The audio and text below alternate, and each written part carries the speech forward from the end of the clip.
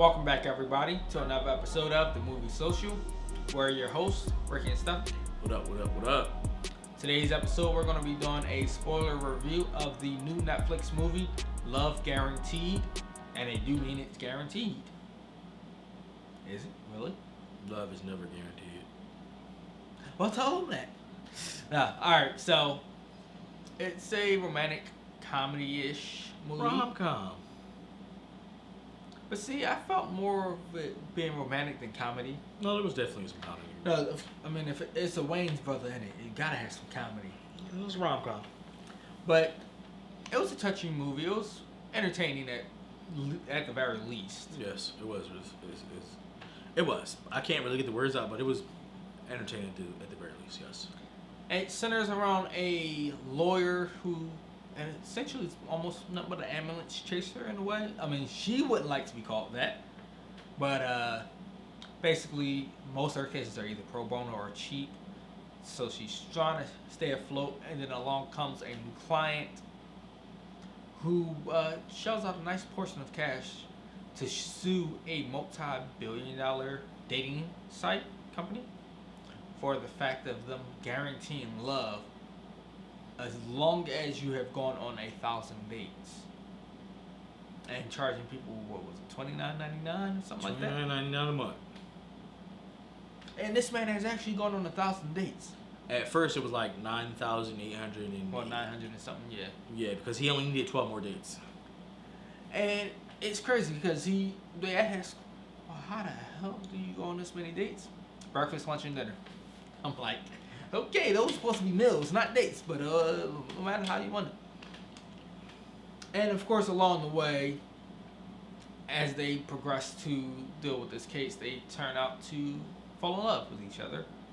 And that basically kind of sets the rocky term for them, because the company that they're suing catches wind of them coming closer and threatens to say that, well, based off our wording, it doesn't necessarily mean that you have to find love from on the site. It just has to be because of us that you found love.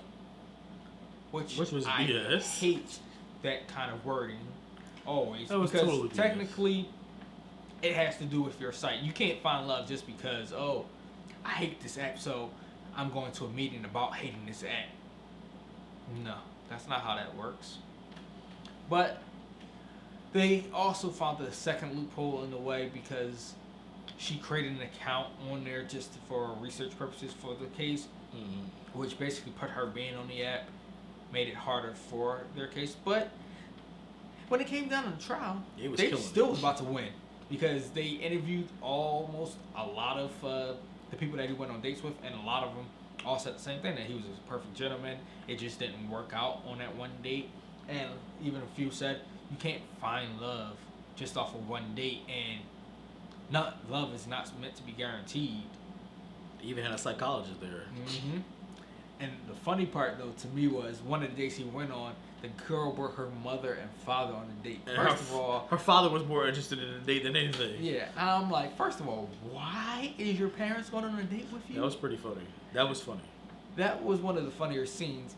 And then both of him and the father both said the same thing, that I should have got his number. I'm like, that was funny. That was really funny. That's weird. They actually tried to like bring his ex-wife, no, ex-fiance. I'm sorry. Yeah, she was beautiful, by the way. You can see why he was a happy man.